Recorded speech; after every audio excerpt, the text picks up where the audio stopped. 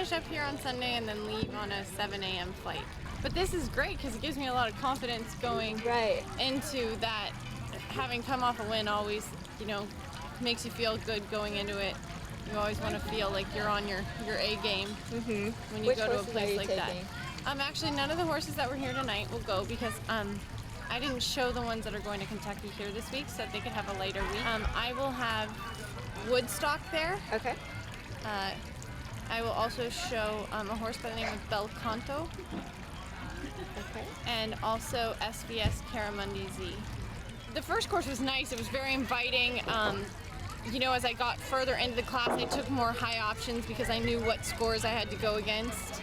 And then in the second option, I actually, when I walked it earlier, did not think there was as many handy options as there were when we started riding it. And as the level of competition got higher, it was real interesting. My plan when I walked the course was not at all what I chose to do.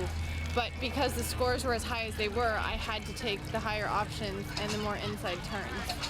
So did seeing something like how Nick rode Gelato, those handy turns? Yeah, so I felt like on the CR Haribo horse, I really did all the inside turns because he was the one who was sitting the lowest of my three, so I pushed the envelope a little bit on him, plus I know him the best.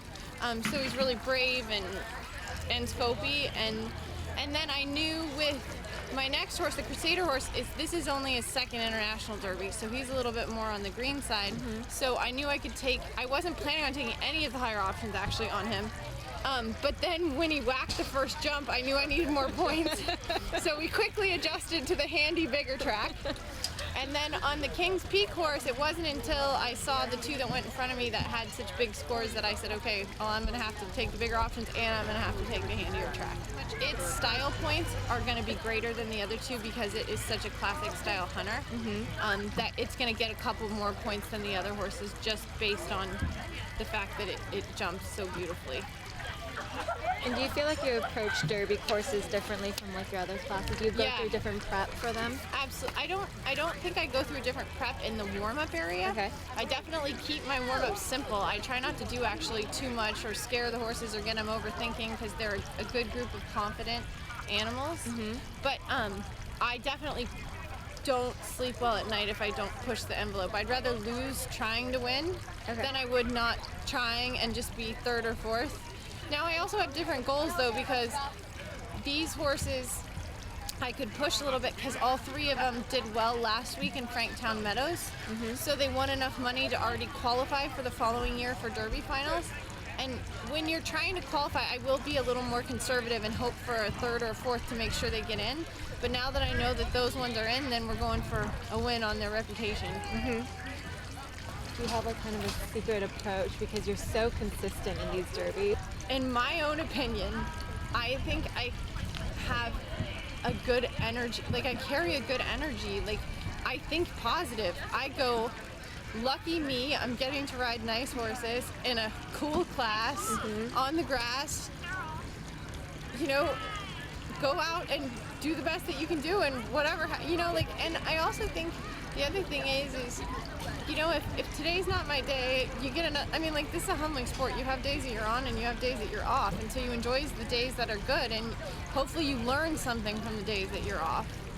And the other thing is, in the whole scope of life, I have friends who have real problems, health, and this in perspective is not really is something I should enjoy, not really something I have to worry that much about. The winner, King's Peak, is an 11-year-old Dutch, and CR Haribo is 10, and he's a Holsteiner. And how long have you been riding each horse? King's Peak I've had since March. So he did the jumpers actually before that. He was a 1.20 meter jumper. Crusador, we got a year and a half ago. He was also a jumper in Europe and then came over. And CR Haribo was also a jumper. And it turned into hunter, and I've had him for 2.5 years. And they all go with amateurs or kids. None of them are just professional horses. Do you think that their jumper backgrounds have anything to do with how they are? They're braver? Yes, I think they are. But that's why I picked them out. I want a scopier, braver horse, even if it's just an amateur horse. They can get themselves out of trouble better. I'll take one that's a little fresher, or maybe one that isn't as pretty if it's a little braver and a little scopier. Do you have to work in more finesse? I don't do the derbies on them right away because I think if they expect that, if they're looking for a jumper type track, then I jump low jumps and I keep it real simple until they learn that their job's easy, and then we work our way back up.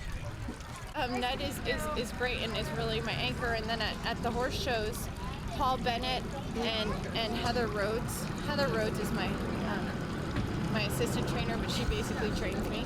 Okay, great. Thank you. This is for ProEquest. Okay, great.